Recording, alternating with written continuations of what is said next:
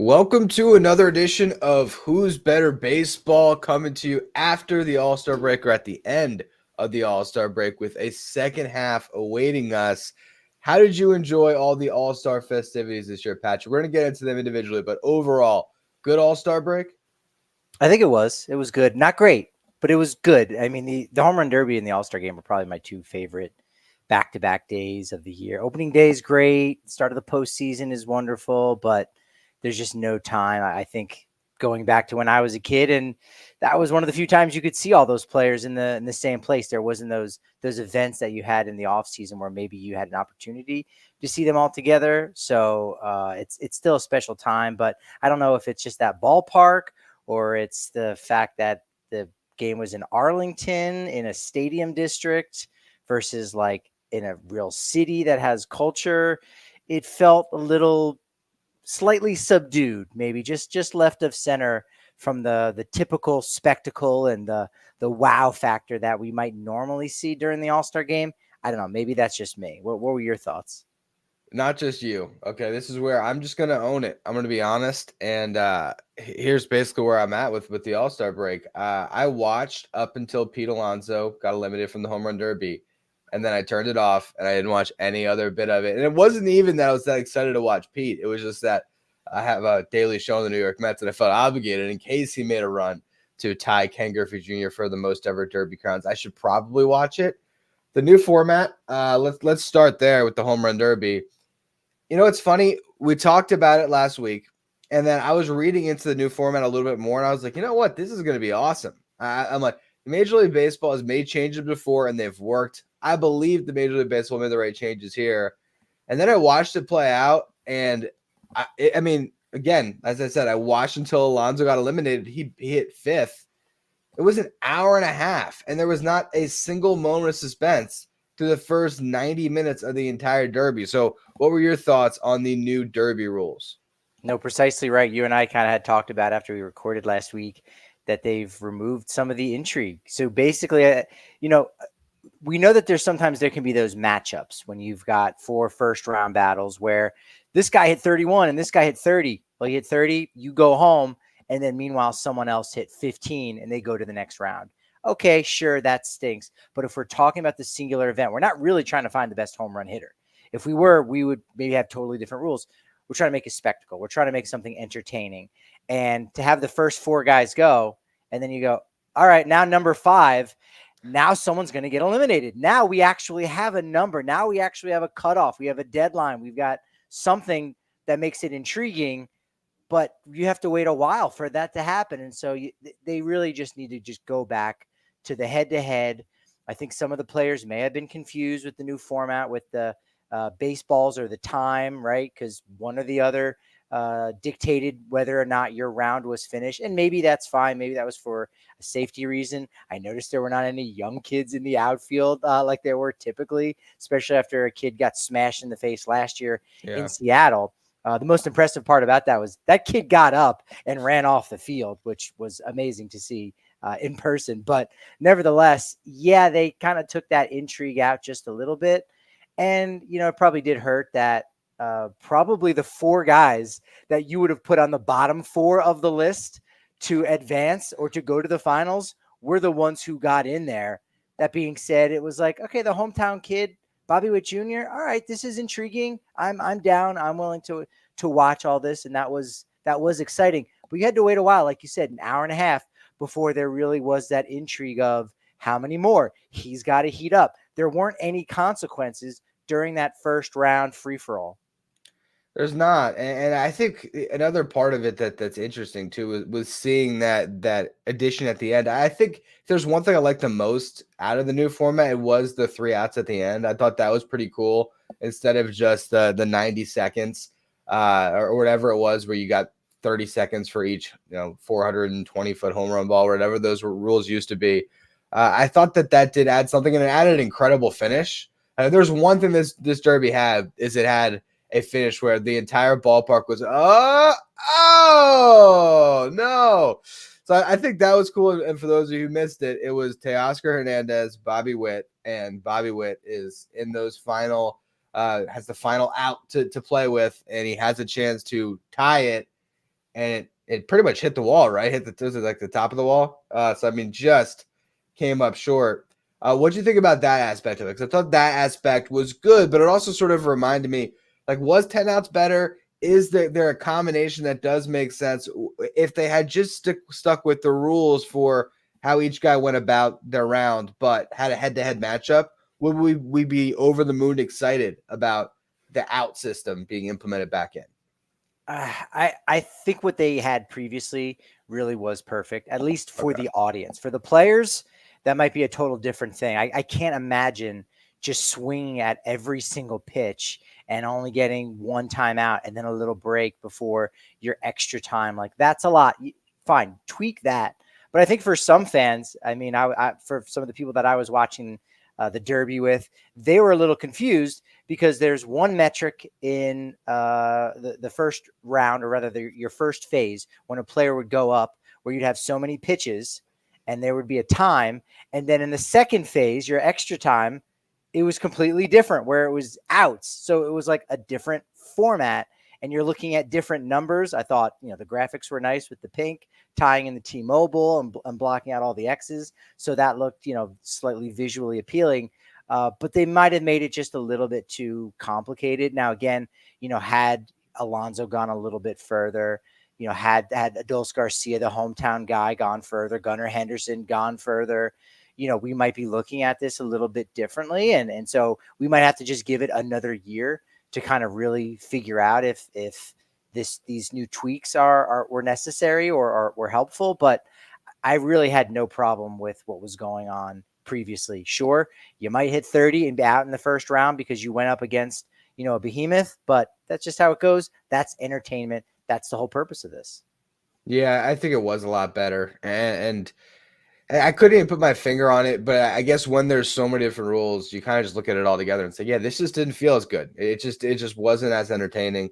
And a great finish was awesome, but still, the journey through it. I mean, when did that thing end? Even I'm curious, because it just felt like it was really dragging. I don't know if it was longer than the first round typically is, but I guess you're getting back to our main point is every whatever it is, 30 minutes, 20 minutes, there was some finality of, oh, that guy, man, Pete Alonso's out, which we got that, but it took so long to get there, where if Pete Alonso went up against Teoscar in the first round, we might have got that right away. It's like, oh my God, Teoscar moved on. It just felt like you didn't get those moments. You hit the nail on the head, I think, right there. Shorter attention spans. There was a finality of, you know what? I'm just going to watch this matchup, right? Maybe you tune in and you're just like, let me just see these two guys go head to head and let's see what happens. And then it's over, right? Now, I don't have any specific moments or memories of what I'm about to toss out there over the last decade or so of these head-to-head matchups, but you would have a little bit of cutaways or intrigue where you say, oh, okay, let's look at Gunnar. Is he sweating it now that Alec Bohm is starting to heat up?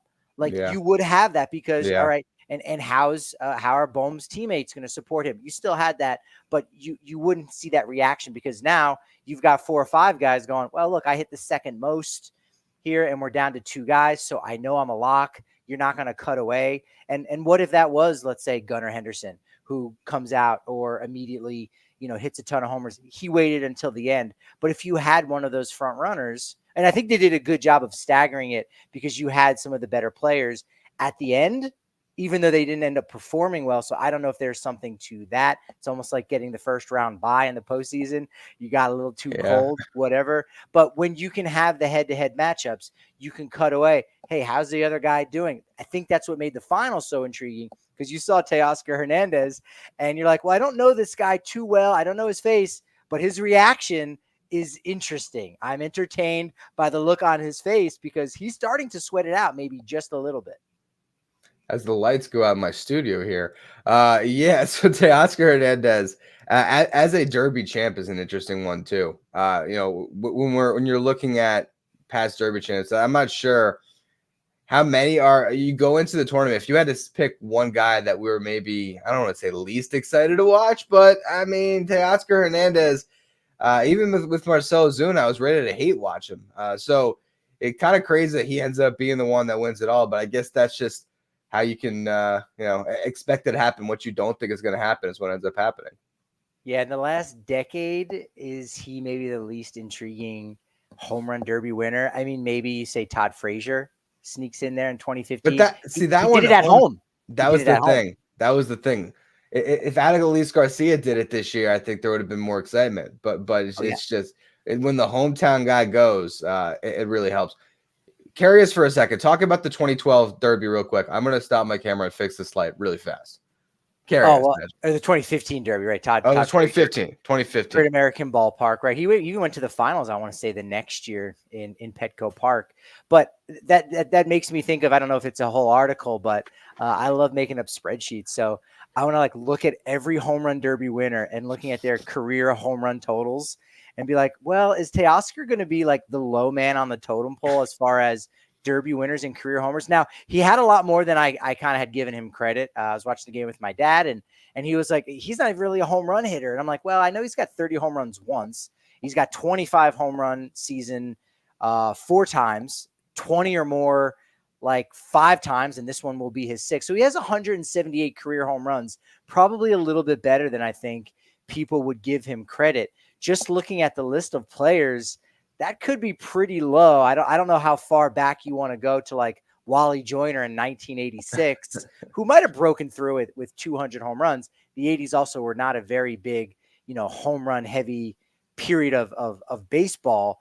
But even Wally Joyner did get 204 home runs. So I would probably say right now it really could be him at 204. Garrett Anderson, he wasn't a huge home run. That's probably a decent comp, right? Garrett Anderson, he was always maybe in the low 30s. He was always good for 20.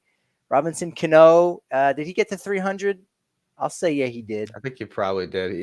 He's tearing up the Mexican League right now. He is. He's hitting over 400 in the Mexican League, which is awesome. I wonder if he'd have any interest at this point coming back to the big, because I think he's probably you know what, this is fun. Let me just go here and have a second life as just the absolute MVP of the Mexican League. 335 home runs for Robinson Cano for his career. And 218 for Todd Frazier. So I guess if you win the home run derby, you have to hit 200 home runs in your career. I want to find someone on this list that isn't. Tino Martinez. Yeah, not a huge name, not a huge power hitter. Did he clear 200?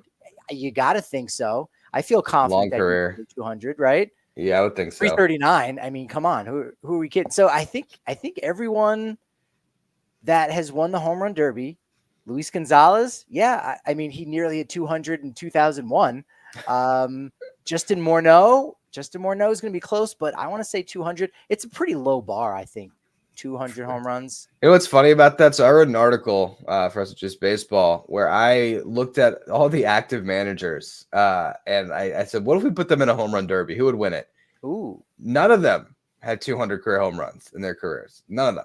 I actually made a mistake in the article. I thought David Bell had the most home runs. I totally made a miscalculation. I think it might have been Mark Kotze.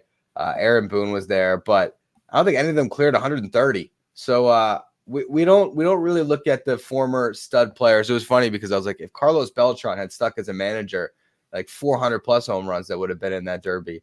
But yeah, it's interesting that there's not really right now. I think now that Dusty Baker has moved on, there's not really a superstar player that is a manager. Craig Counsell won a couple World Series, but you don't have that anymore. No, and you could possibly argue that the most talented player, or rather the manager that had the most talented career as a player, was Rockies manager Bud Black. Did have 100 wins, which again, that might be almost equivalent to 200 home runs, right? Where it's like, okay, doesn't jump off the page, but shoot, I mean, that's 100 more plus wins than you or I have combined, or even multiplied by one another. Bud Black, the only person in MLB history to win 500 games with 2 different franchises, Padres, Rockies, and win 100 games as a pitcher. I got caught off guard there. He won 50 games with those 2 teams, right? He won 500 career. No, as a manager. As a manager. Okay. I got confused. There. I'm sitting here looking up his pitching stats. I'm like, he won 500. a 1,000-game winner, huh? Cy Bud Young, Black. baby. Looking at his career WAR, he's at 20.9 at Baseball Reference, which is just behind Craig Counsell. So he's right there. It's just Craig Counsell, Mark Kotze. Those are the few that were like over 20 wins. Counsell, So yeah, Counsell I probably put ahead a little bit. Now, Buddy does have a World Series ring with the Royals. I want to say that was in '85. But Craig Counsell also has a World Series ring too as a player. So yeah, I might give the edge to Craig Counsell there just a little bit. But Buddy has to be up there. Aaron Boone too. I mean, the big home run off of Tim Wakefield in was that 2003? Because yeah, in 3. 2004 is when they got A-Rod because Boone, I think, pick up basketball game, blows out his knee, and all of a sudden the Yeah. Yankees, well, we got to have ourselves a huge third baseman. And Scott Brosius has just recently retired, so we can't go back that well. And then boom, A-Rod. And Boone was one of the few that was an all-star during his career. There was one more. Speaking of anything else on the Derby before we move to the all-star game? No, I don't think so. I did like the towels that players had, like Adley Rutschman. Great follow is what I don't know what the handle is at unfortunate events. Images that precede unfortunate baseball events, and it was Adley Rutschman holding up the gunner towel. But those towels were cool. I'm sure T-Mobile, I think, made them up. They had the team colors on it for each player. I don't think those were sold anywhere in the ballpark. I think going forward, look, when you're looking to sell merchandise at the All-Star game, people are buying everything. Having player towels with their first name on it, that's a cool piece of swag for people to buy in future All-Star games. Especially when it comes in, I'm sure, a lot less than the cost of a jersey. I know when I went to see Mike Piazza get inducted into Cooperstown, there was like these postcards that had the Hall of Fame plaque. I'm like, yeah, this is perfect. It's like 50 cents for a postcard. Great little souvenir. I bought a couple of them, gave them just to some friends too. So, yeah, nice take home that doesn't cost a ton. That would be smart for Major League Baseball and T-Mobile to team up on. Speaking of images that precede some unfortunate events, the anthem, just that was pretty brutal. I guess that was the Derby, right? That was not the All-Star game, but still should mention that was a disaster for sure. And we're bringing that up because she was wearing a Rockies jersey at the time. I'm not sure if you were aware of that, but Ingrid Andress, her father, was a coach with the Rockies from 2000 to 2008. Brad Andress. So she's actually from Colorado. She was raised just south of Denver, and then we sort of learn whether you believe it or not. I guess I would tend to believe it, but yeah, she checks herself into a rehab facility because she was a little bit under the weather, so to speak, alcoholically speaking. Also, talking about the Derby and wrapping things up, how I suggested, hey, you could have fans voting on the home run derby.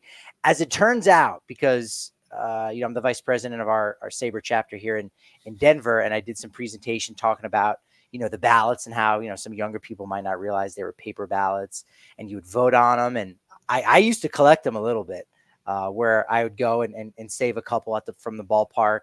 I don't know where they're at. They're somewhere in a box. But eventually I might have to try to get like every single year from 1970 was the first year. 2014 in Minnesota at Target Field was the last. But from 2012 to 2014, Major League Baseball fans could vote on the home run derby. So there was a section where you could vote, and it was like 7 players, I think, from the AL and the NL. And so the last year, I guess Troy Tulowitzki and Jose Bautista won the fan vote, and so they were considered the captains. But that year's ballot actually aged really well. If you could look, you're going back 10 years, and these were the names on the list. The NL squad didn't have a ton of great names. They had Pedro Alvarez, Jay Bruce, who was, good at the time, Jason Hayward, David Wright. I mean, look, David Wright could hit homers, but he was almost an Alec Boehm kind of guy. He's more of a doubles hitter. But you would have been excited if he got in there. The AL squad that you could have voted between was Jose Bautista, Carlos Beltran, Miguel Cabrera, Robinson Cano, Yoenis Cespedes, Chris Davis, and Prince Fielder. Wow. That would have made for just the AL guys alone would have made for a fantastic derby. So maybe baseball will bring something like that back. Again, we say things on this show, and it comes to fruition eventually somewhere down the line. So we're trying to speak this thing into existence. Let the fans vote on one AL and one NL player to participate in the home run derby. Let's make it happen. That would be really cool. I also, speaking of your potential hobby collecting here, I was curious, how expensive would it be for Patrick to catch up on the ballots that he lost? So I just looked up on eBay, 1980 MLB All-Star ballot. It looks like you can get one for just a couple bucks on eBay. So yeah. I mean, you're not going to be able to sell the current ones you have for a fortune, but you can just stock up and get every single year. So if you want to pursue that, should be a little attainable for you. I think on eBay someone has one that was like signed by Ricky Henderson, so probably more recently, right? Oh yeah, signed, and they got it graded, so it was like PSA 10. I'm like, that's all right, pretty that's cool. A little bit much, but that's expensive, neat. I bet. But yeah, It's a thing where you're like, it's rare, but also no one wants it. So yeah, it's cheap. Like behind me, it's a sheet of cards from 1987, uncut.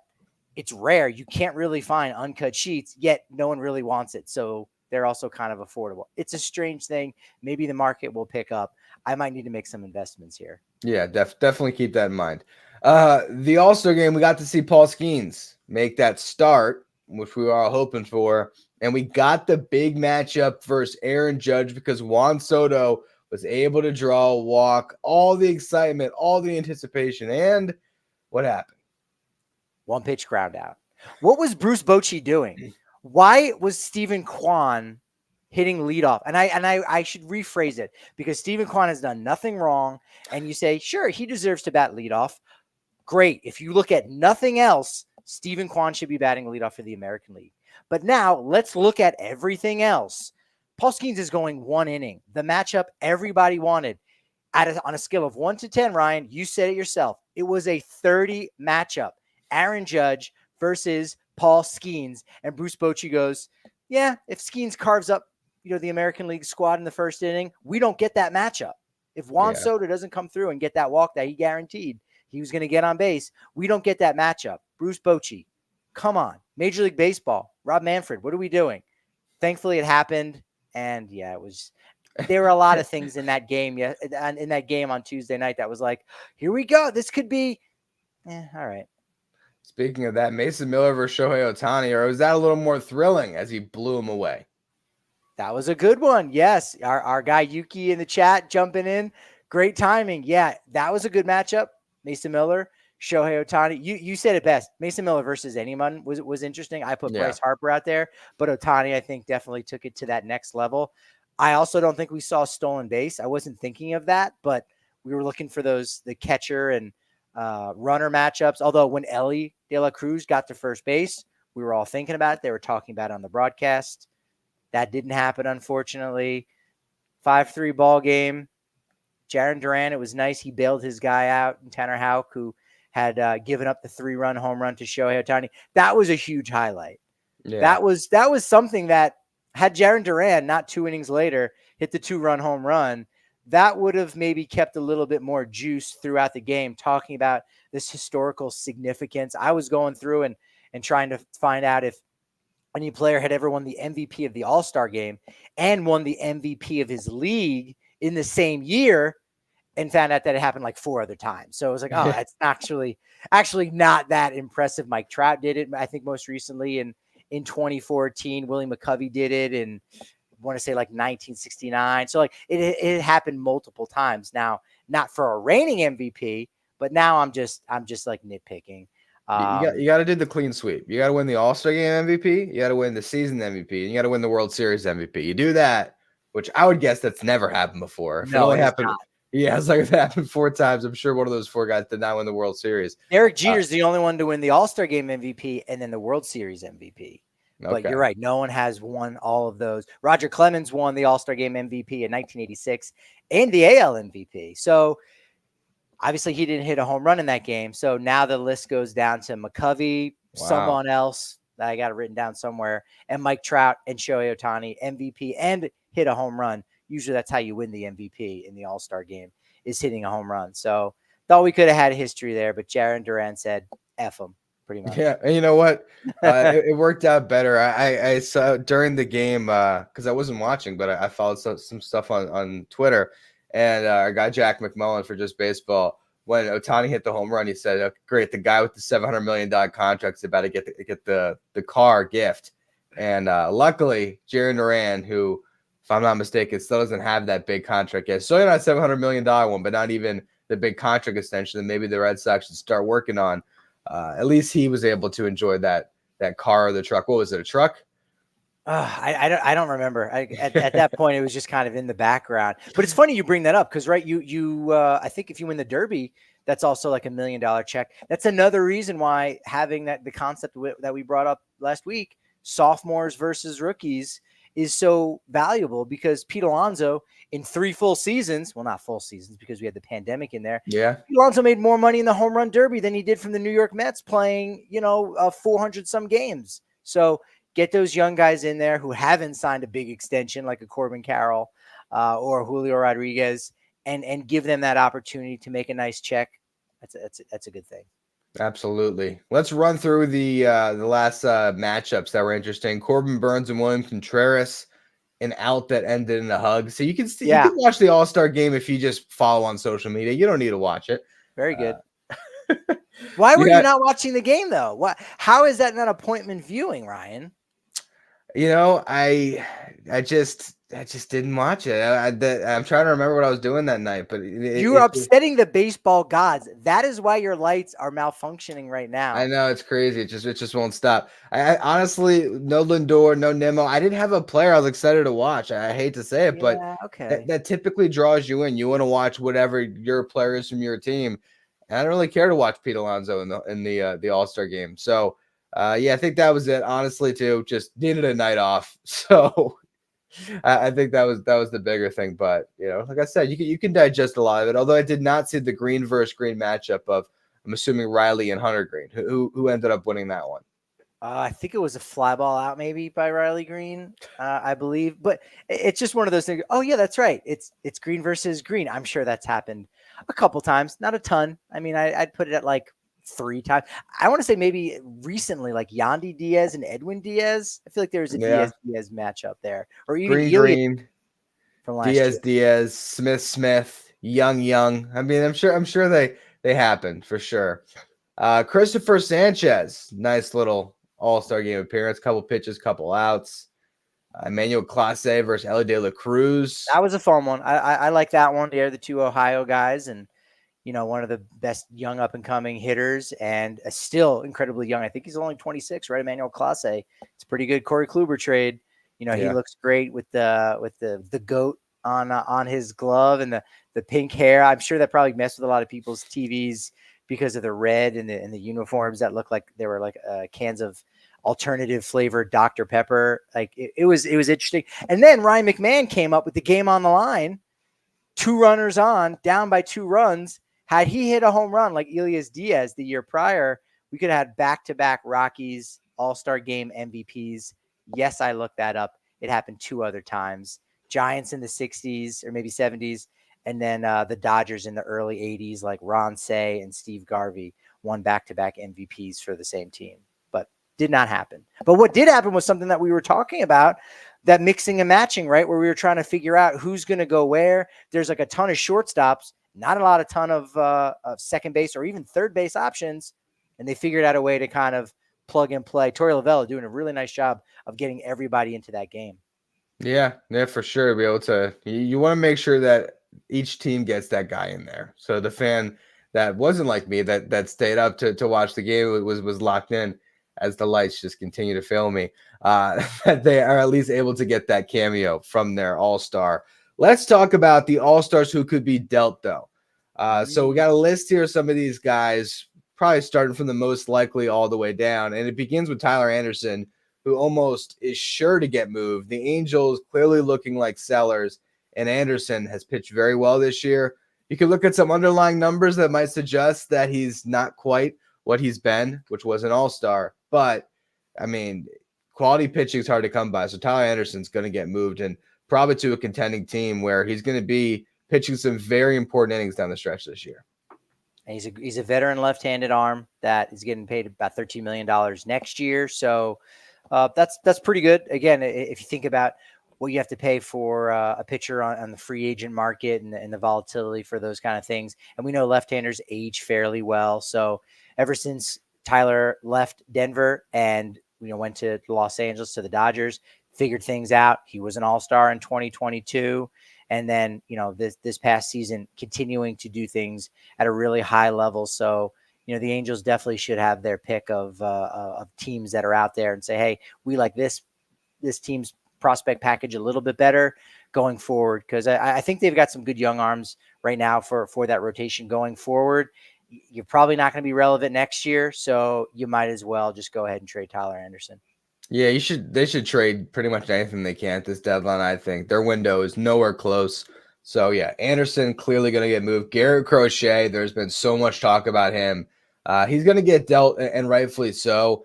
Yes, they don't have to deal him. If they really want to draw a line in the sand, we want whatever it is, 2 top 100 prospects for Garrett Crochet. They don't have to deal him. They could try to deal him in the offseason. But I think that the interesting thing about Crochet is the same reason why they want to deal him is the reason why they might not get that ask, because I don't want to call it it feels bad to call it a ticking time bomb. That sounds horrible, but more just it's so uncertain what you're going to get from Garrett Crochet. If you are the Orioles, I just did a whole article on just based about 3 trades the Orioles should make, and I did not have them trade for Garrett Crochet because the way I view it, you want a dependable arm. And as crazy as it is to say, I'd rather see the Orioles trade for Chris Bassett than Garrett Crochet. It's only because I know he's going to be making starts in October. I don't know if Crochet is going to do that. And for the difference in cost to acquire Crochet, it just doesn't make sense. With that said, there's going to be a team that's just going to say, you know what? If Garrett Crochet is able to pitch like this in October, that's going to be the difference for us. And we still have control beyond this season if it doesn't work out this year. We just haven't seen a player like Garrett Crochet on the market like this before. As you said, there's so many volatile factors involved in this. You have a guy who's thrown more innings already this year than he has as a professional. I believe if you add up all of his innings since 2020, when he was first drafted, and then the last year, he's already thrown more innings than that. That's scary. He's got 2 more years of club control. That's positive. And he's not going to be making a lot because he was a reliever previously. So his value is going to be really, really down. That being said, you got to give up a lot to get him. And if he goes on the shelf with needing Tommy John surgery anytime within the next year plus, what did you really spend to get, right? Is he going to run out of gas? And so I think any team that were to acquire him would probably look to say, hey, let's extend you. So we're going to pay you a lot more for the next 2 years because you're not going to get a ton in your second and third and final year in arbitration. So we're going to give you a lot more guaranteed money, but we're going to buy out, let's say, 2 years of free agency at, a pretty high value, 13 million, let's say, over 2 more years. Well, the thing I was thinking about as you were talking about this difficult situation that the White Sox are in and how they don't need to trade a guy like Crochet, look, he's been taken care of, I think, really well. And sure, if you've lost as much as he has, as the team has since your debut in 2020, although they did make the postseason somewhat recently, you got to feel decent about the White Sox. They gave you an opportunity immediately out from college. And then when you were ready to become a starter again, they gave you that opportunity as well. So it's not like, hey, I can't wait to get out of here. So maybe the White Sox wait until this offseason, sit down at the table, and they are the ones who offer an extension to Garrett Crochet and wait it out a year, or even just get back a better package now that the hard work has been done. Now, when you're getting Garrett Crochet, instead of 2 more years of club control, now you're getting 4 years of club control or 3 years. You're probably not going to sign him to that kind of extension and then immediately turn around and trade him. But you could possibly do that after the first half of the season or wait another year. And then still you're getting more of a finished, polished a finished product, a guy who now doesn't need Tommy John should things go well there. And now you've got 3 more years. The White Sox have a ton of options. So I don't know if that means they're more likely or less likely to trade Crochet, but it's complicated. And I think teams probably might not necessarily want to wait around to figure out what they are going to do. And that's why someone like Tyler Anderson looks a little bit more attractive to teams, really just looking for a guarantee, something that they can go forward with and say, hey, our team is better. We don't have a ticking time bomb, if you will. Yeah, it's just the cost to acquire that's going to make it difficult. But I also think that there's so much smoke out there about Crochet getting dealt that whatever the asking price is today, is someone calling Garrett Crochet, it's going to be less, right at that deadline. And I think they're going to push to get a deal done because, again, there's just too much smoke here. We've been hearing, when they were like, all right, we're going to limit his innings a little bit more now because we want to protect him for the deadline. I think everything's leading up to trading him. What's interesting to me is the Tigers are in a position with Tarek Skubal, who another all-star, where I can make a case that they should trade him. And I've seen a lot of Tigers fans who have been very vehemently against it, and that's probably why it doesn't get done. It feels like spitting in the face of your fans who are trying to get behind a team, and they have a ace that is legit, a Cy Young contender, a guy that can win the Cy Young this year. I think that does mean something, and they probably won't do it. But for every reason why you would trade Garrett Crochet, the Tigers have that on Skubal, and the fact that teams are going to be more willing to meet that price. Imagine the Orioles. It's all this talk about the Orioles trading for Crochet. If they can get Skubal instead, and you can go into a playoff series with Corbin Burns, Tarek Skubal, and Grayson Rodriguez, that's the type of rotation where they would say, you know what? Let's actually trade Basayo. Let's actually trade Mayo. Let's actually go all in and trade these prospects that we don't want to give up for anybody else. Skubal is the guy that could get that type of a blockbuster. Oh my God, did you see what they traded? Can you believe he got dealt? That's like the one wild card all-star that could get traded at this deadline that would make this an amazing deadline. Yet, I don't think it's going to happen.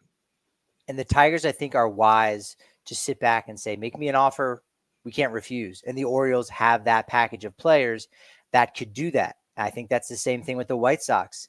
Conversely, you look at the Rockies, and they're saying, we don't care what package you have. We are not trading Ryan McMahon. That's the difference between certain franchises. They're coming out and saying, hey, I know he's been tied to the Yankees. Yankees could use a third baseman. You're shaking your head, and you should be. I'm sorry. I'm just laughing at the fact that like you can't even listen. Like we can't even consider the possibility that, who knows, maybe, and I don't think the Yankees would necessarily do this, but what if the Yankees put Spencer Jones on the table and you can get a really good top 100 prospect, and there might be more on top. Like, they're just, no, don't even call us. If you call us and you say Ryan McMahon's name, we're hanging up the phone as quick as possible. It's just not how you should be doing things. You should at least be listening. I'm not saying you should definitely deal him, but you should listen, especially at a deadline where, we're going to go through the rest of these position players.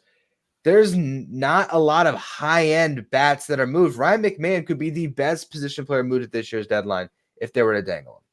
The Rockies have the 212 area code blocked. They're not even listening to trades on someone like Ryan McMahon, who is important to their franchise. Is it important to them winning a World Series? I would argue not. But again, that's where like the Tigers are at and the White Sox, and they're going, they probably don't want to trade those two players. But again, if the right deal, and again, only they know what that right deal is. In fact, maybe they don't know. It's not until someone offers something they go, you know what, this actually does make sense for us. We'll go ahead and accept that. And so I think it's wise for Detroit to not come out and definitively say, no, we're not going to trade him, because again, they might get that offer. So you just have to sit around and just wait, see what's going on. I know Detroit, they're not too far back in the hunt, so things could get better. They can wait. Another week and a half. July 30th is the trade deadline. So, could things happen? Could the Hamburglar come out to a ball game at Comerica Park and all of a sudden they run off 7 wins in a row? Like, I don't know what fast food mascot is gonna show up at a ballpark and totally change the fortunes of a team. But after Grimace did it for the Mets, anything is possible. Wendy? How about Caesar from Little Caesars? That's a Detroit company. Caesar needs to come out, throw a first pitch. Let's see what happens, Tigers fans. Doesn't the owner of whoever owns Little Caesars, I think he actually owns one of the teams in Detroit. I could be wrong about that. The Illich family, yeah. Oh, it is. That's what they do own him. Yeah. You also took my Wendy joke, because that's what I was going to say. I was going to say Wendy. Speaking of Dustin May, it's unfortunate that he is. Oh, what? What did you say? Let's look at the other couple days we have on here. Vladimir Guerrero Jr., all-star. I don't think he's getting dealt, though. I think there's a much better chance that Bo Bichette gets dealt. Vladdy has still sort of said the right things of, oh, maybe I want to stay here, all that type of stuff. Whereas Bichette, it's like, yeah, I wouldn't be surprised if I got traded. And feels like he needs to change the scenery more so, but not an all-star. I think Vladdy probably stays. But Bichette, I don't think he goes, but there's a chance. I think they're definitely entertaining that a lot more. Yeah, I think it's hard for either of those guys. It'll be interesting to see what Ross Atkins ends up doing. We've talked about it before, this idea. They've got other smaller pieces that they could sort of trade off and say, all right, we still got a really good squad here going into 2025. Then we'll figure out if we're going to trade Bichette or Vlad Guerrero Jr. So they don't necessarily need to blow it up in general. I did sort of think, using the conspiracy theory part of my brain that exists that I usually don't listen to. Did Vlad Guerrero Jr. get rid of his hair because he's getting ready for a trade to the Yankees, who need a first baseman? Look, this clip is going to age really well if I'm right. If not, no one will see it ever again. So I might as well just shoot that shot and say, maybe. I just can't see them dealing him to the Yankees. I just can't. But you never know. They could also look another division rival, Isaac Paredes, who feels like there's a little more buzz that he gets dealt. And another guy, if he's moved, probably the best bat that's traded at this deadline. They have Junior Caminero on the way. They could clear an infield spot. So that's definitely one interesting one, plus a lot of club control beyond this season. So it would cost a ton. And they're not they're the team that is always going to look to deal the player once they start getting even anywhere close to free agency, get that value when they can. So I'd say he's a very interesting name to watch at this deadline. And they're at 500. They've been playing a lot better. They're at 48. They are 5.5 back of the final wild card. But if any team can subtract and be fine, it's a team like the Tampa Bay Rays. So they certainly could be creative and be on the aggressive side, because as we'll talk about here in just a little bit, or on next week's show, or their next show, talk about this idea that there's just not a ton of teams that are trading. And one of those teams that are the Rockies, as we mentioned, they're pulling players off the board. So there's not a ton of options. So the Rays can very much get creative and say, all right, we'll trade a bat. And if you've got someone that you don't like, I mean, shoot, yeah, we'll take Jeff McNeil off your hands, New York Mets, throw in some prospects here and there, and it kind of becomes a win-win. And if there's any team that's creative enough to make a deal like that, it's absolutely the Tampa Bay Rays. Yeah, they're really interesting, and they also have some relievers too. Pete Fairbanks, Jason Adam, that would fetch a haul if actually dangled out there. So they're one of those teams that's going to be really interesting as we get to part 2 of the show today. Real quick, Mason Miller, Tanner Scott, Kirby Yates, all stars who could be moved. Tanner Scott is going to be moved. That's definite. The Marlins are selling. Kirby Yates, it's interesting because I don't know what the Rangers are going to sell. Again, sort of table that. We're going to be talking about that in a minute. Mason Miller, I think that it's just, I don't know if a team can meet the price, because when you have a guy for 5 years of control beyond this season, you have so many opportunities to deal them. That's a team that should set a really high bar, and they should not come down from it. If they can't get the Mason Miller trade that they absolutely love, sit on it. But if there's a team that just decides, you know what, we're trying to win the World Series this year, that would be a really fun name to see moved. And look at the trade that the Seattle Mariners made a few years ago, where the stock was really high in Edwin Diaz. And again, he's been great for the most part with the Mets. But you look and say, like, how valuable could a reliever really be in impacting an organization? And for them, it just made more sense to get rid of a guy like that and get rid of a major contract. And they still were able to get back some really quality pieces. So for Oakland, who's still looking for a new identity, is going to be going through some volatility on their own, going to Sacramento and possibly Las Vegas. And there's some news coming out about that today, possibly. In a way, they might be doing MLB a service to say, you know what, here's a really exciting player. We're not going to burden him with being with this franchise in any capacity whatsoever. So you know what? Let's go ahead and trade him. His stock is really high. He could need Tommy John next year. He could just be a reliever and just struggle for another year, and then maybe be hurt year 3. And then year 4, he's back to being dominant. But the previous 2 years, he wasn't dominant. So now is when his value is probably going to be higher than ever before. Deal him. Yep, deal him. And as Yuki says, I mean, he corrects Mason Miller, not Mason Mullet, but maybe the Padres are the team that goes all in for one of these pitchers. I think Crochet is the name that we're going to see Preller really make the big splash on. But Mason Miller, if they wanted to fortify that bullpen, would be another one. We are going to get into part 2 of our episode now, second half predictions, but I'm going to take one last quick attempt to fix my lighting before we get to part 2. So give us just one quick moment.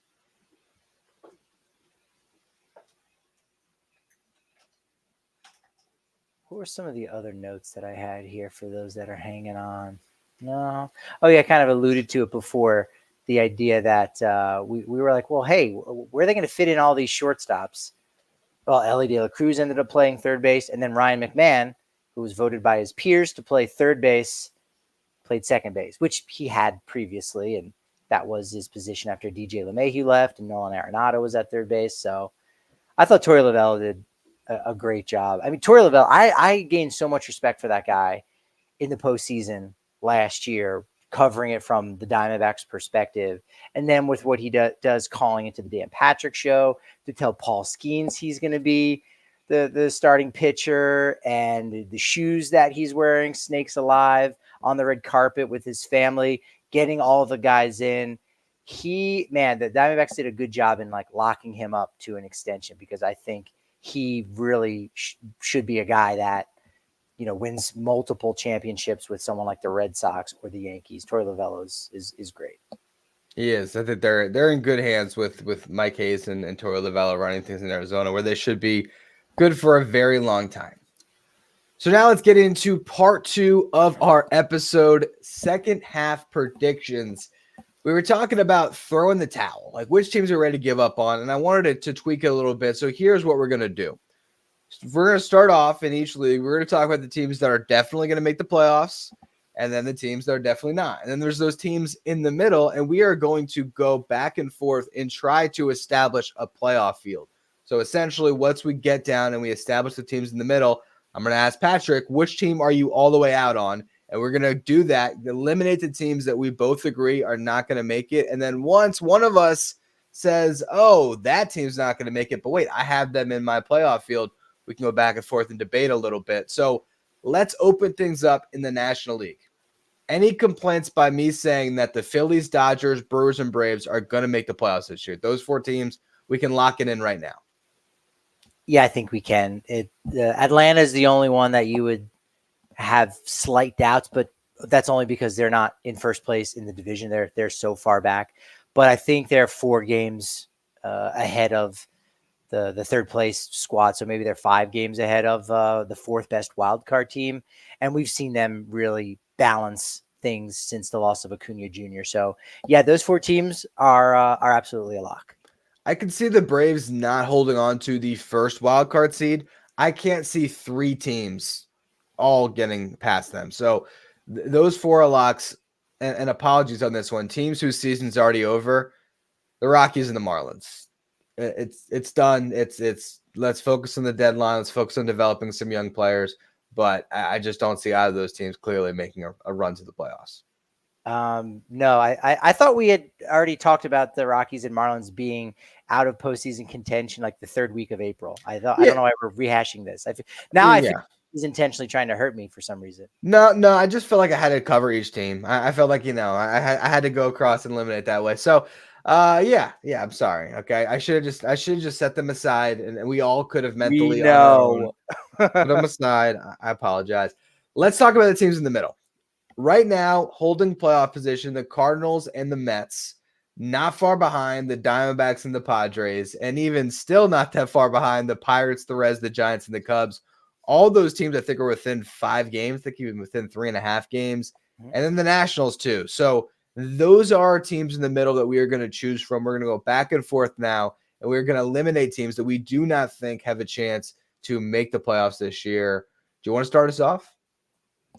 Yeah, let's start off with the team in the top spot, so to speak, of the non-locks in the St. Louis Cardinals at 50-46. They do have a negative run differential, but despite still not getting what they've needed to get out of their corner infielders and Nolan Arenado and Paul Goldschmidt, it does seem like the Cardinals have been trending in the right direction after a really slow start. I think Arenado has been playing a little bit better, still not Arenado-like, but he's been a lot better for them. And I don't know. Again, I think we would all rather just have the field because there's so many teams right now in the hunt in the National League.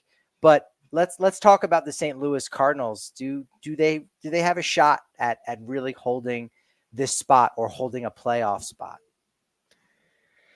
It's tough. See, I thought we were going to start with a team that was just definitely out of it. But the Cardinals, they're in position, and I have not bought it for a second.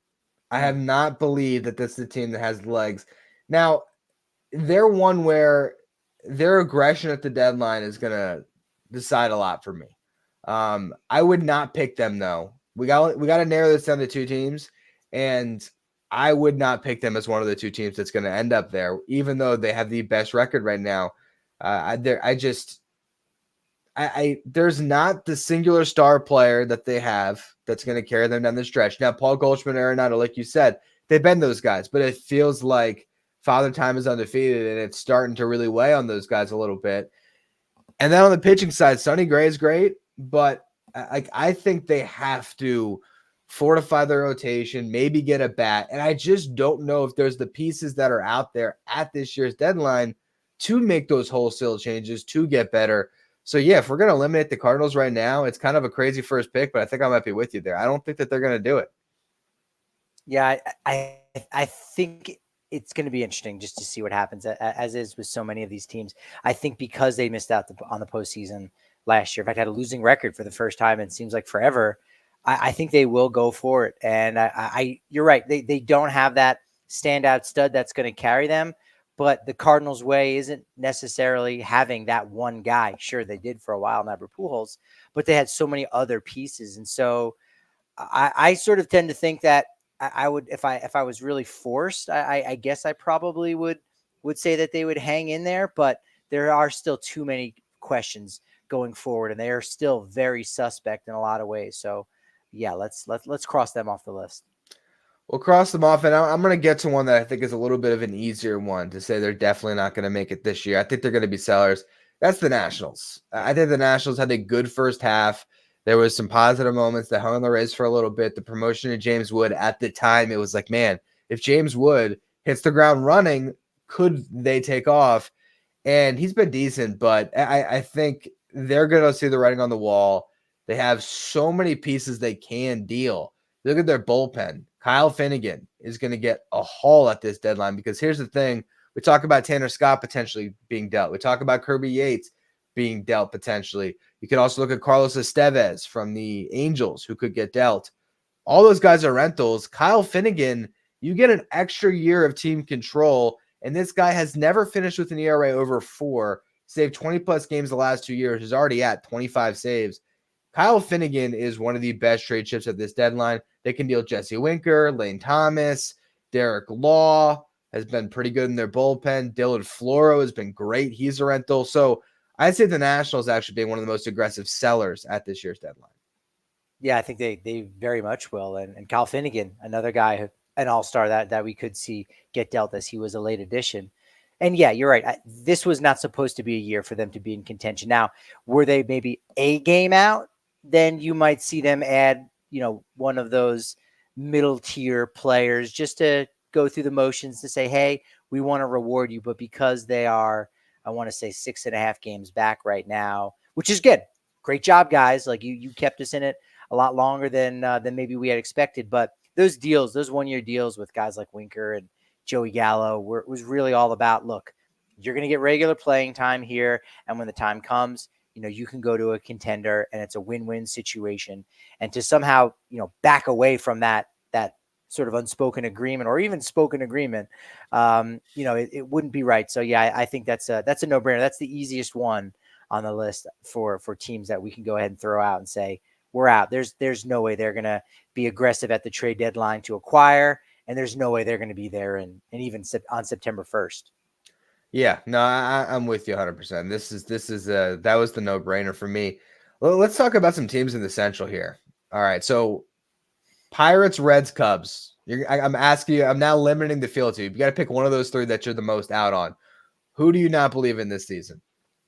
I am going to say I'm most out on the Pirates Interesting. of that group, and most in on the Cubs, because I think the Cubs they've got some players that are heating up just a little bit. Ian Happ has played a lot better over the last month, so I think they're going to get those contributions. They also have one of those teams that is built for the postseason. That's the biggest surprise, probably, of the results of those three teams: Pirates, Reds, Cubs. I think the Reds have so many young players that they can hang in there, right? They don't have many pieces to even subtract, so they're going to really stand pat. And so, despite the Pirates being the top of the heap of those three teams right now, I just see them tiring out, and they're just so up and down. Even after that great start the last 2 years, they fell off entirely, and so many of the young contributions that they've been getting from Skeens and Jared Jones, are they going to lose steam? And again, for Paul Skeens to lose steam,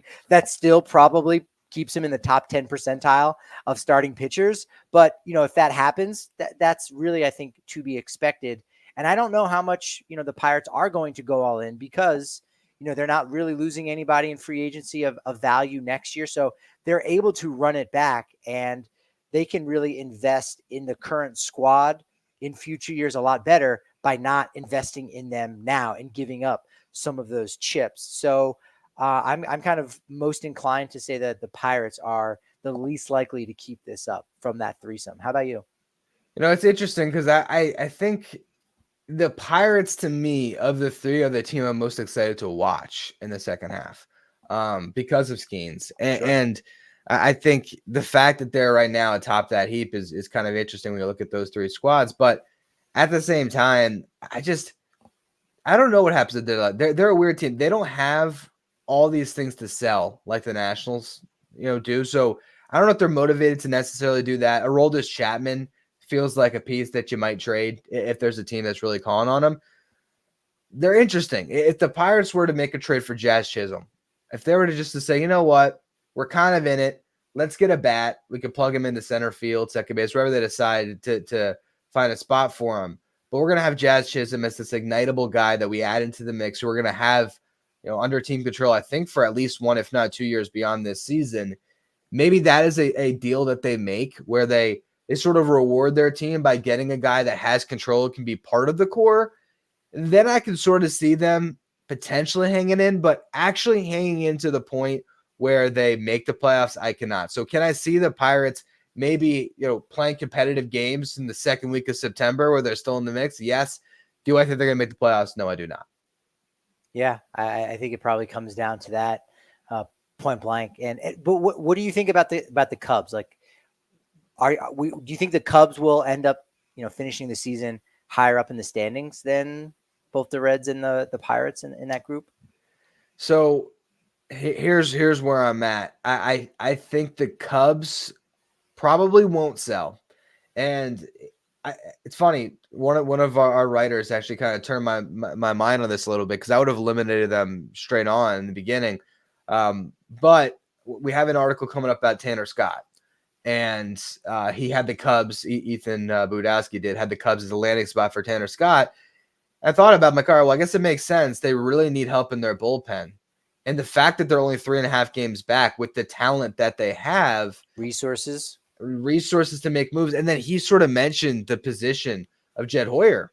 And I'm like, maybe he is feeling that pressure. Maybe he is feeling that hot seat. I don't know if the Cubs are going to sell. I certainly don't think so. And they might buy. So when you actually look at, if we're going to now kind of shift gears as we typically do in who's better and compare two teams, Cubs versus Reds, I think the Cubs have more incentive to push forward right now. The Reds, I don't think they pull back either. I think they just sort of stand pat, and they have a three-headed monster atop their rotation right now with Hunter Green, Nick Lodolo, and Andrew Abbott. That is better than I think what the Cubs currently have. We'll see how Justin Steele pitches in the second half, but to me, I think the Reds are just going to sort of stand pat, let this thing, play out, knowing that they have a bright future ahead with all their young talent. The Cubs, I think we might see some aggression where maybe it is trading a prospect. You're like, wow, they gave up a top 100 prospect for a rental reliever in Tanner Scott. But that has been such an issue for them in the bullpen, where if they got a really big time arm, whether it is Scott, whether it is Finnegan, whether it's Estevez, maybe they get two of those guys, I could see the Cubs hanging in there. So I would actually eliminate the Reds before the Cubs. I don't think the Cubs are going to make it, but I think the Cubs might hang in this a little bit longer because of what I think might be an aggressive deadline for Jed Hoyer. To go back to one of my biggest victories of the year in April, saying I'm not out on the Houston Astros because they have a team that not only knows how to win, but they're built to win. It's just going to take them a lot longer to get themselves into the conversation. And they're already there. They're only one game back of the Seattle Mariners. I think everyone would love to have stock now in the Houston Astros since they've managed to sustain and maintain that.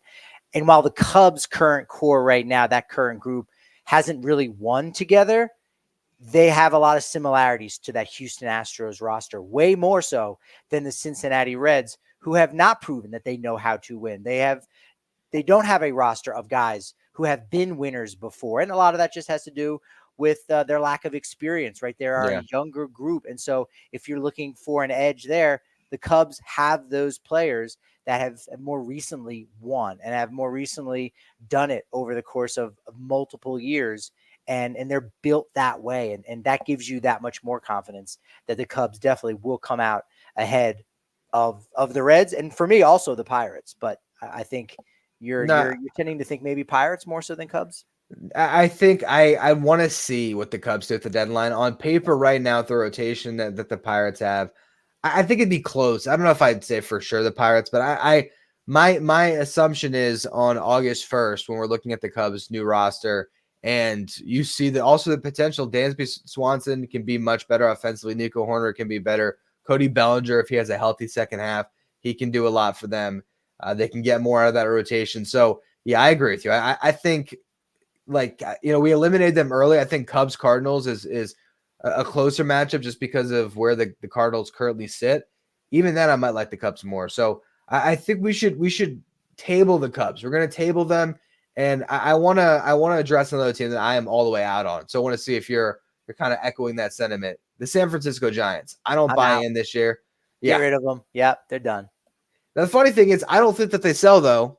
I think that they just keep what they have, and they're gonna hope that some second half. They're kind of like the Walmart version of the Rangers, where they're looking forward to getting these pitchers back, and they're like, oh yeah, our second half rotation. We made that trade to get Robbie Ray and Blake Snell. I'm sure they thought he was gonna be a first half pitcher. Now they're looking, oh, Blake Snell, second half ace for us, and we still have our actual all-star Logan Webb.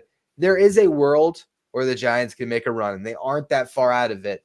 But to me, it feels like there's a mountain in their way to actually get over that hump. I just cannot see the Giants making the playoffs this year.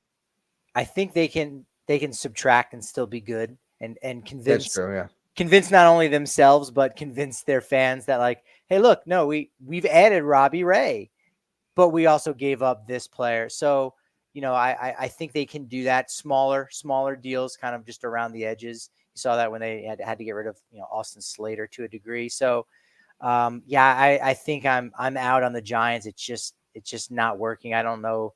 It's a shame that Bob Melvin maybe now has this reputation as a guy that can't really bring a clubhouse together and bring together a roster of stars that haven't yet clicked together, because didn't click in San Diego. It's not really clicking right now. I think injuries are a major part of that. So, that wouldn't totally be fair to say that about Bo Mel, but at the same time, this just doesn't seem like their year right now.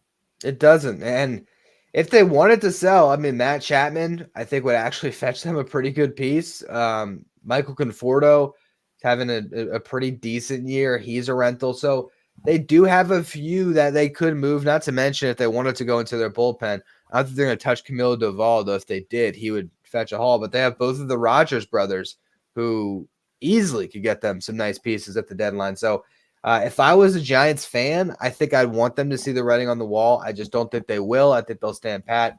I think they're going to be sitting at whatever it is, 80 and 82 at the end of the season, and not nearly in the playoff mix, which brings us to a Final Four set of teams here for two spots. Mets, Diamondbacks, Padres, Cubs. At this point, I think I'd be willing to eliminate the Cubs. To me, I think my prediction coming into this exercise was going to be 2 of Mets, Diamondbacks, Padres are going to make it. So what are your thoughts on that? Who do you got as your final 2, you said? So my final 3, Final 3. for 2 spots, Mets, Diamondbacks, Padres. I think 2 of those 3 teams are going to be in the playoffs this year. Man, I'd almost rather just take the field. I just want more bites at the apple, right? It's so hard because I think so many of these teams, as we've just discussed, hey, they're getting players back from injuries. So maybe they're going to trade off smaller. So it allows them to have their cake and eat it too. And so we just might not get these larger trades, or these teams waving their own white flag to say we're out of it. I mean, we still could be relevant, but we're basically saying that we're out of it. There really aren't going to be many teams. There might be 3 teams in the National League. There's 2 already right now. You throw in the Nationals as the third, only 3 teams. So everybody else is just going to be standing pat. And so I do like the Diamondbacks, and they're in a similar boat with the Giants with all of their injuries. But the Diamondbacks are getting way better play out of Eugenio Suarez over at third base, Corbin Carroll, who's finally now through his sophomore slump. I have a lot of confidence in the Arizona Diamondbacks, and then the New York Mets. They're still a little suspect. I think that I think Steve Cohen was just hoping that this season would just play out and he wouldn't be faced with a tough decision.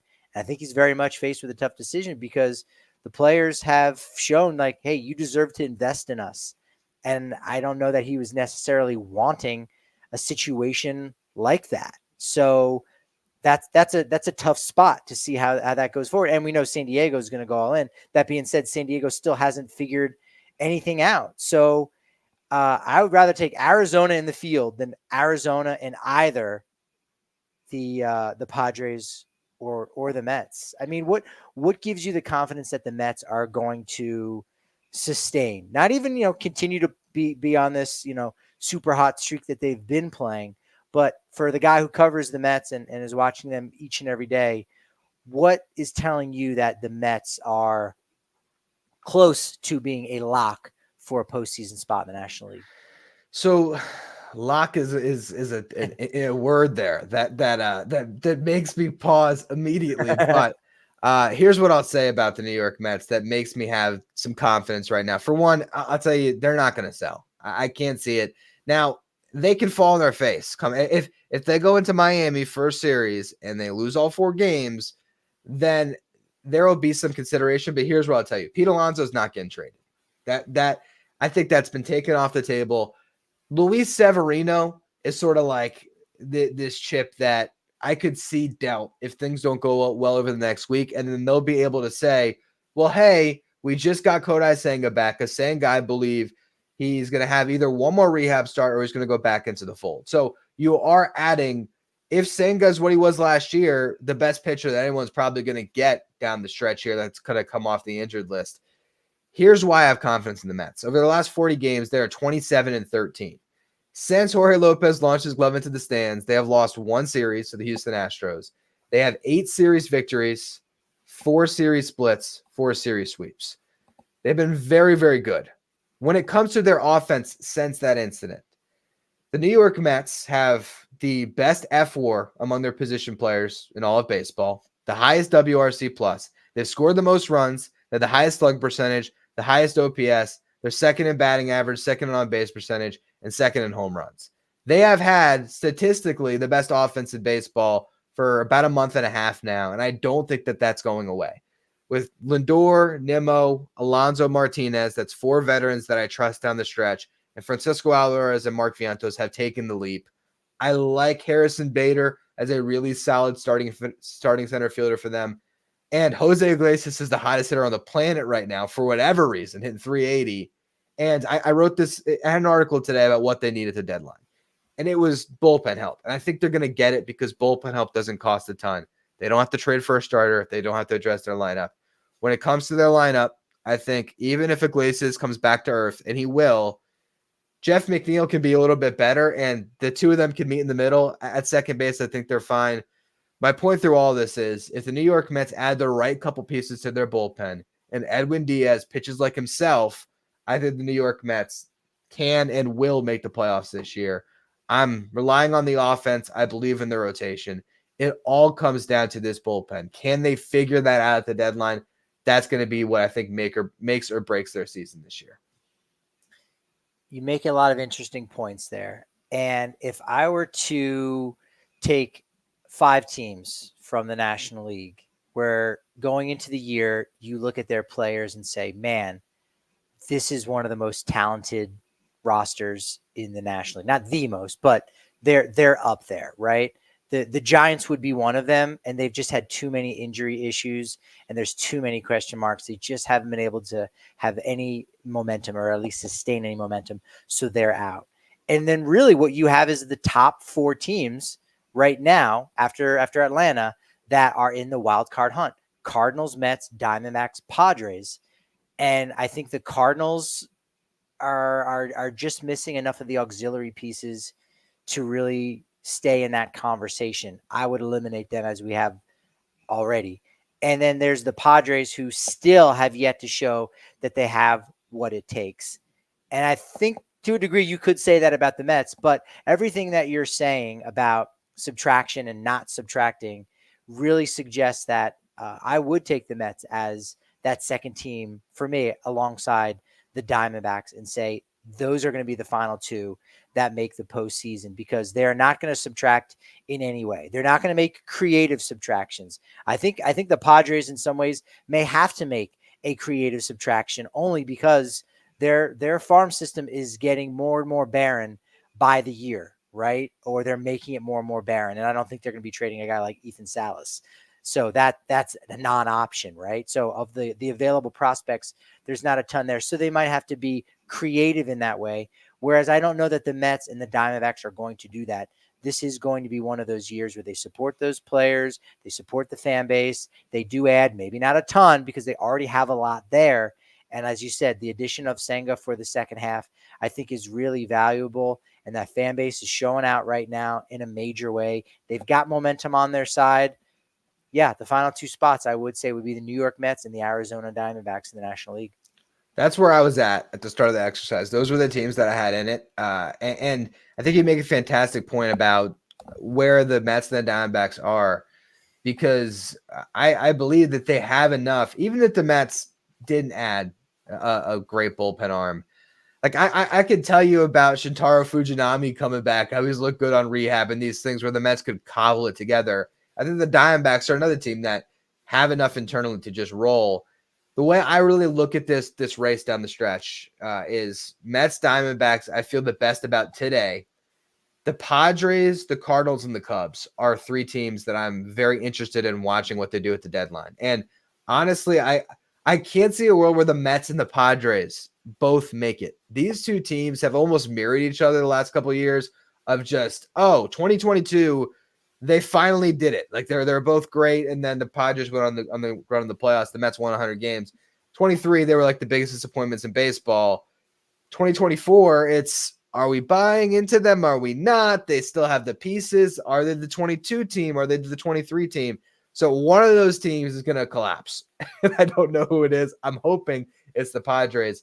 But yeah, I think that's where I'm at. I think Mets, Diamondbacks make the most sense. But Padres, Cubs, Cardinals are teams that with the right deadline moves, they could put themselves right back into this. And they could be, even 2 of those teams might end up making it. That's what's going to make this a thrilling race. You could have 5 teams, maybe even 6 teams that a week and a half left might be like, all right, if we play our best baseball, we can still do it. I think the National League is going to be very wide open all the way through.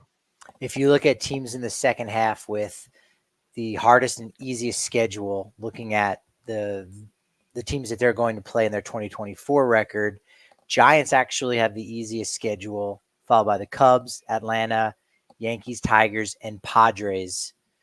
Interesting. Diamondbacks are right there as like the 9th easiest, then Mets, Dodgers. So all of those teams are going to have a slightly easier route. On the more challenging route, 8th hardest second half schedule, Pirates. 9th hardest is Cardinals. 15th hardest is the Reds there. So it's going to be interesting to say the least. And you got the Hall of Fame induction coming up this weekend. It really feels compressed, and I don't think that's a bad thing.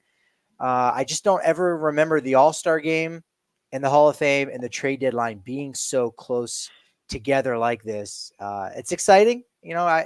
Does baseball need to kind of do that more? Maybe, but so much is going to change over the course of the next 2 weeks when we do these shows. Not to mention the draft just happened too. So like the baseball calendar has really condensed, and July is this huge pivotal month where a lot of different things happen.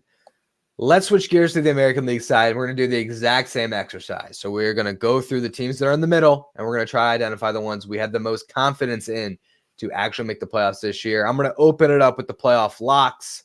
Cleveland Guardians, Baltimore Orioles, New York Yankees. I don't even think I need to get confirmation from Patrick. Those three teams, they're in, right?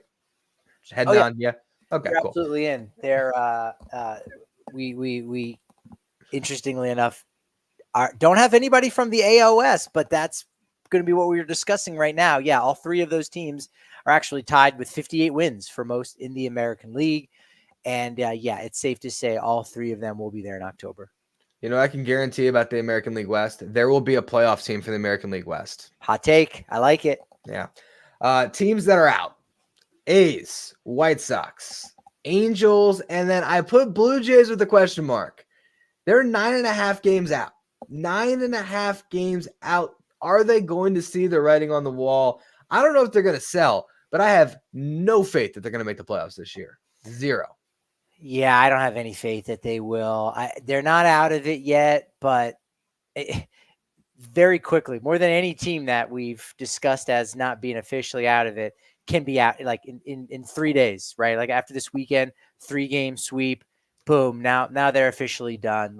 What are we doing? Let's offload some of those pieces. So yeah, I don't have confidence in them. If we're looking at it just from that perspective, I've got no confidence that the Blue Jays are going to figure it out, especially, being having the 11th best record, right, in the American League. So that's a lot of teams that you're going to have to jump past. And while they've got a talented roster, they're just not showing it right now. The Texas Rangers are only 2 games better, and I have to really think about it before I eliminate the Rangers. I don't have to think about it with the Blue Jays. The Rangers, I can see it. There's the second half rotation we've been talking about. There's a lineup that won a World Series last year that's pretty much intact. So the Rangers, a little more debate, and they are part of our big grouping of teams in the middle. So Twins, Mariners, Red Sox, Royals, Astros, Rays, Tigers, Rangers. I want to open it up on this league. And to me, the Tigers are the easiest team I look at and say, even though they're actually technically ahead of the Rangers, I just can't see them mounting a second half push and actually making the playoffs. I think that they should sell and probably will sell. Not huge pieces, probably not schoolable, but relievers, things like that. I think they will be sellers at the deadline. The Tigers and the Cincinnati Reds feel like they're almost one and the same, except the Tigers don't necessarily have that Ellie De La Cruz parallel. But still, yeah, I don't think the Tigers are going to be going forward. Those young squads, they really need to have the sustained momentum throughout the first half where they just build up such a big lead that even when they stumble in the second half, it's still enough to get them through and across the finish line. And although the Tigers had that for a while, it just really wasn't enough. And yeah, I don't have confidence that they're going to turn it around. Although Colt Keith has played a lot better over the past month, right? He was, he gets that extension before the season starts, before he makes his debut. And then you go, wait a minute, was this guy ready? He's been a lot better over the course of the last month. So, that's promising. That could be helpful going forward, but they're going to eventually have to make a choice. And in a similar fashion to the Pirates, as I said, when we're talking about the National League teams, I think it's better for the Tigers and it behooves them more for winning a championship going forward to say, you know what, we just have to kind of wave the white flag for now so that we are that much better in 2025, 2026, and 2027 and beyond, right? Live to fight another day. That's a good choice if you're in the middle class or a smaller market club like this, when it just things aren't going your way right now. Yeah, no, I'm with you. And I think that there's a very clear separation between them and these other teams where I could, if you wanted me to argue the side of they will make the playoffs, I could probably find a convincing argument for all of the final teams here. Twins, Mariners, Red Sox, Royals, Astros, Rays, Rangers. Which one out of those teams jumps out to you as a team that should maybe sell or just isn't going to be there when it's all said and done? I think Tampa is going to be one of those. I think that was one of the options, wasn't it? Yeah, Tampa is definitely one of the options. They're at exactly 500, and I looked because Yeah. I was looking last night on Pete Fairbanks as an option for the Mets, and I was just like, all right, have they been better? Like, have they been? How has they gotten to 500? Is really what I was trying to find. Like, was there a hot June? Are they six? Are they 9-3 in July? Whatever it is, is there some type of thing that I can tell me? Yeah, the Rays are going to be in it. They've been like 500 every single month. Now, the case to be made is they're getting some pitching back. They got Shane Baz back. They get Jeffrey Springs coming back soon. Drew Rasmussen, I think, is the other one. So they are getting arms back. But I think they should see the writing on the wall and sell a little bit, live to fight another day, kind of, repurpose some things because they still have a long window to contend with all the talent in their farm system. I don't think it's their year either. So I'm with you if we want to eliminate the Rays right now.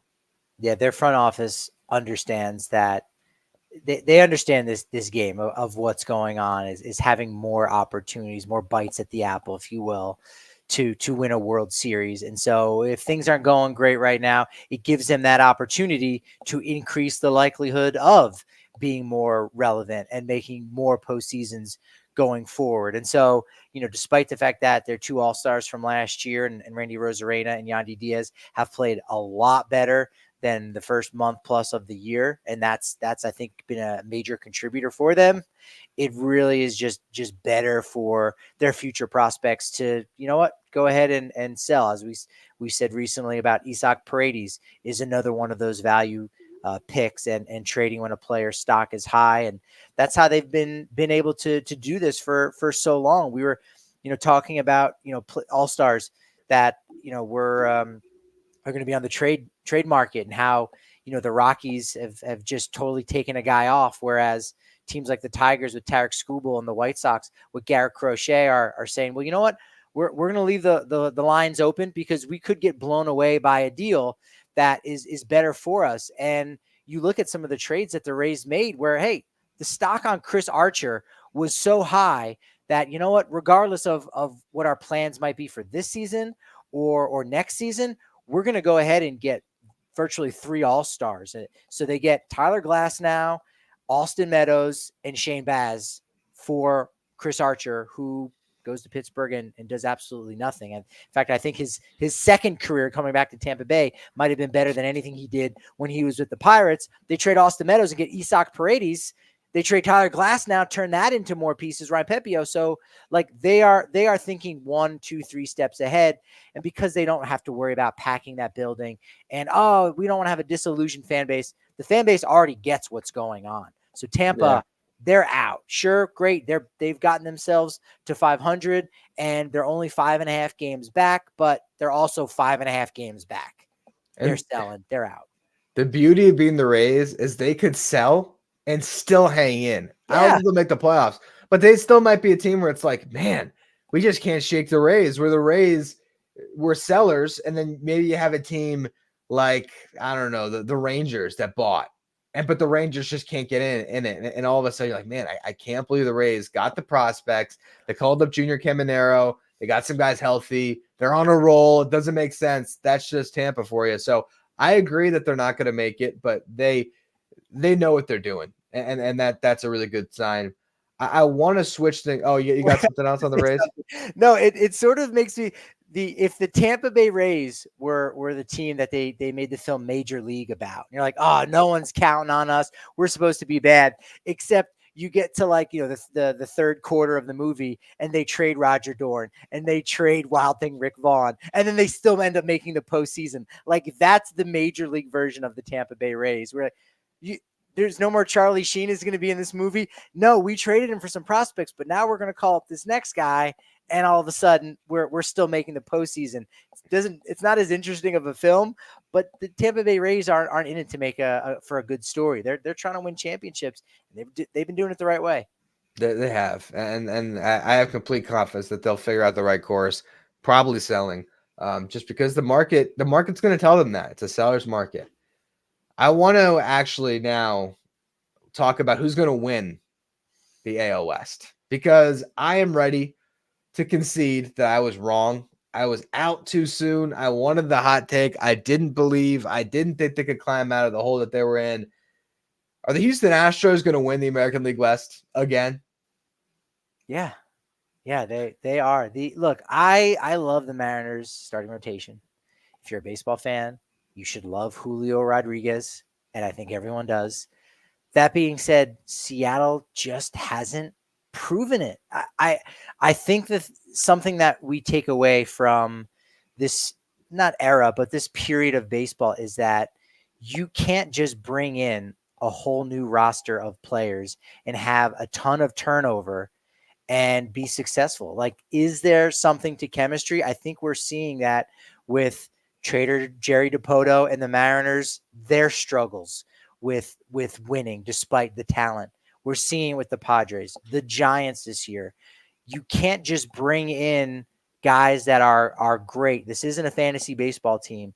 You have to really build teams than just totally tear down and just think you're going to build up in one weekend. That's just not a reality. And so I just have those questions about the Mariners, and I don't have those questions about the Astros, who have slowly built things up and they've sustained. And it's just why I didn't have that same worry in April, because we've seen the Astros be successful year in and year out, and they know how to win, not just as individual players, but they know how to win as a unit.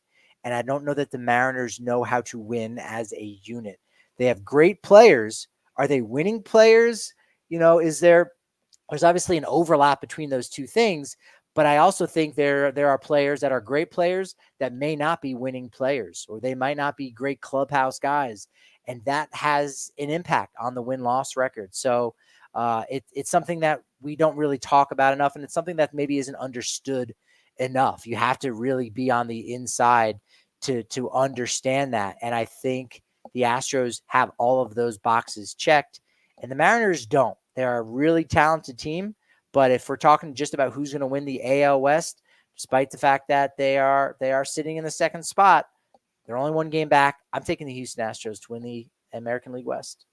Yeah, it's funny to see the standings, and I see the Astros being closer in the division than the wild card, but that's where they're at. And I could not agree more. One of the things you mentioned in there was, they have Julio Rodriguez, and that's great. Well, guess what? Julio Rodriguez hasn't been Julio Rodriguez this year, and he has been, at this point, as much as we all wanted to anoint him the next best player in baseball, potentially, the next Mike Trout. He had such high expectations set on him because of the numbers that he put up.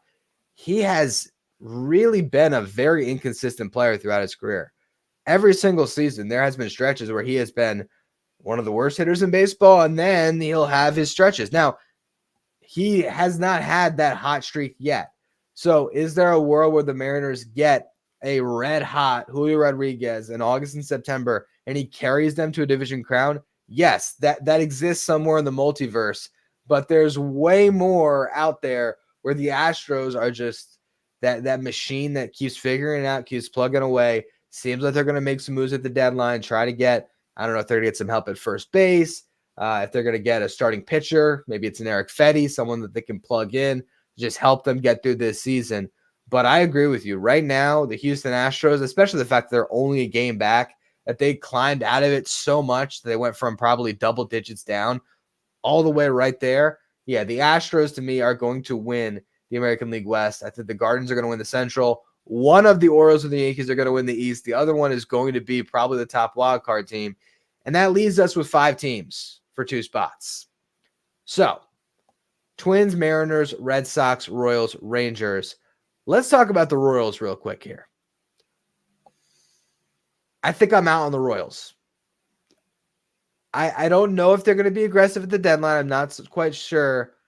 But They were a really hot team at the beginning of the season. They have lost a lot of steam. I don't know if they have a second wind in them. So of those 5 teams, I don't know if I say of those 5 teams, because I look at the Rangers too. I don't have a lot of confidence there. But I We went can to, get rid of the Rangers again. They look like a lot of the teams that we've kind of had confidence in, but World Series hangover, that's a thing. They're going to have to prove it a little bit more, which again is strange to say about a team that won the World Series, but how they won the World Series is kind of important. And the fact that they had lost 100 plus games, only 2 years prior, they get in as a wild card. yeah, They're hot.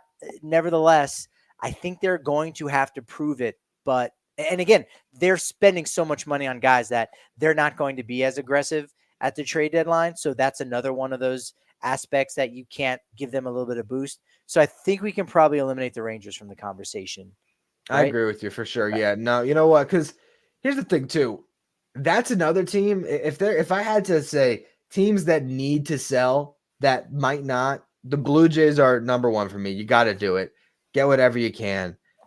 And the Rangers are right there because they have so much pitching to deal. And you won your championship. You have your World Series. Trade Max Scherzer. Why are you keeping him? He's going to be a free agent after this year. Trade him. And the Mets are eager enough for that contract where he would be very attractive at the deadline, especially if they ate even more of it. They have David Robertson. They have Kirby Yates. They could even trade, if they wanted to, a John Gray when the value is high. Nathan Eovaldi is going to be a free agent after this season. They have so much pitching to deal where they can take that farm system that was really good. They've dealt from it a little bit, replenish, get themselves right back into the mix. I agree. The Rangers, I don't think they're going to make the playoffs. They should sell. I don't know if they do. And then coming back to the Royals, I don't know if I have faith in them being able to actually keep this up. But I would say I have more faith in the Royals than the Rangers this year. Yeah, the Royals rotation is I think critical here because I trust that rotation Yeah. A little bit more than Boston since they're relying on so many of the younger players. So that gives the Royals maybe a little bit of an edge over Boston. In my mind, they're 2 games back in the standings of the Red Sox at time of recording, and they've been a little streaky, the Royals, right? And is Boston? I could see the Royals and Red Sox kind of making similar additions as far as magnitude. Whereas, I don't know if the Red Sox were wanting to be good this year so that they can kind of go forward, with the new regime and kind of remake it in their own likeness. They're not going to really get that opportunity because they have to, invest in the All-Star Game MVP, Jarren Duran, and support all of those guys. And I think the Royals can go out and kind of make similar deals and hang with them. The one team that I probably have the most confidence in, despite the fact that they've had injuries, and I don't even know how much confidence I have in the Minnesota Twins. They're just sitting in that position, and they've played really well. And, the loss of Royce Lewis, I don't know how fun the Twins are without Royce Lewis, to be honest. So you know what? There we go. There's my answer. I'm going Boston, Kansas City in the final 2 playoff spots. Sorry, Seattle Mariners. I hope they prove me wrong because, again, baseball is better with a good Julio Rodriguez. I don't like those picks. I don't like that. Boston and Kansas City. That's what I got. Okay, that's what I got. It's funny that you say that because I think I had Twins Mariners, but it's those are the 4 teams that they're in position. They feel like the teams, but like that's even why I was having problems completely crossing out the Rangers because it's just I think that the high end of what the Rangers can be is better than any of those 4 teams. I agree that they're not going to get there. So yeah, to me, Twins Mariners are the teams that I think should make the playoffs this year. The reason why I said that is the Twins are sitting in position to the point where I don't want to doubt them anymore, but like I'm not confident in it. So it's tough. Like I don't even know what my argument it is. I guess it's their pitching's been pretty good. They got a good bullpen. Carlos Correa has been great this year. Willie Castro, they figured it out in their run differential. They're plus 47. They've been a good team. And then the Mariners, I think they're going to make a big move. That's where I lean on the Mariners. They have the best rotation. of this group. I think even better than the Royals, who have been very good, and the Red Sox have been good. But give me Seattle's rotation, and then if they can make a move, do the Mariners put the chips in for Luis Robert? Do they make that level of a trade? If they do, it could change everything for them. Even if they don't, if they get Jazz Chisholm and I don't know, another piece, I think I lean towards the Mariners making it, but I'm a lot more confident in some of the teams in the National League wildcard race, like the Diamondbacks or the Mets, than I am with the American League, where outside of the Astros winning the division, like, I don't know, throw them all in a hat and pick a couple names. I was thinking the exact same thing, that despite there being more teams in the hunt for the National League, we have more confidence in the Mets and Diamondbacks than we do in any two teams necessarily in the American League, despite there being such a smaller list. I don't know how hard the Mariners are going to go at the trade deadline, because something Jerry Dipoto said just this past offseason is like, no, we've got to really make sure that we're relevant for multiple years. So they're never really going to go all in, and never say never, but I don't know that this is that year that they say, hey man, we should maybe put more of our chips in and bet on this squad. I don't think this year has been that year. I think they still have a couple more years with this whole squad, several more years with this core together. So, wait for something like that to happen, despite the fact that they are still in first place in the AL West, but they have got the worst run differential of those four teams that we mentioned between the Twins, Red Sox, and Royals. So, I'm just going to go. I could really see Seattle doing it and Minnesota holding on. But if I'm looking for a little bit of juice and a little bit of excitement and thinking about, postseason baseball, I think the Red Sox and the Royals and their group of players is going to be a little bit more exciting. Sorry, Julio Rodriguez. I think I'm with you on that. I think that would make for a more entertaining playoff field. As much as I said that the Twins are a team that has just stayed in position that I'm buying in. Why do I not feel the same way about the Red Sox? I mean, they have done it all year long. They've consistently been a very good team. They haven't gone through these stretches of being bad. It's just been, all right, we're going to win 6 out of every 10 games, and on most occasions just keep on rolling. So I think the Red Sox are a team that is probably more exciting than they get credit for. And the Royals have the rotation, absolutely. And Bobby Witt Jr., he's not going to win the MVP, but he can give you 2 months of MVP level baseball. So yeah, I like those guys. I think you might have swayed me a little bit. Maybe it is Red Sox Royals. We will see how it all plays out. We're going to save awards predictions for the next edition of Who's Better Baseball. So we've already run nearly an hour and 40 minutes on this stream. I appreciate everybody who tuned in throughout the journey. Of course, most notably our boy Yuki, who's always here for us every time. Thank you, Yuki. We appreciate you. He's on YouTube following us. That's why he's able to leave comments. So make sure you subscribe to our YouTube channel so you can make comments during our streams. Also, you can watch our smaller episodes of the show, our YouTube shorts as well. Check out the podcast feed. This will be a 2-part episode. They'll hit on Spotify, Apple, so make sure you check that out. Follow us on social at Who's Better BB. We'll be back with another stream next Thursday as the second half will have finally been back underway, and we will be really close to the trade deadline. Actually, I'm realizing I'm out of town, so scratch that. Make that Saturday, maybe Sunday. We'll figure it out, but we will be back soon enough for another edition of Who's Better Baseball.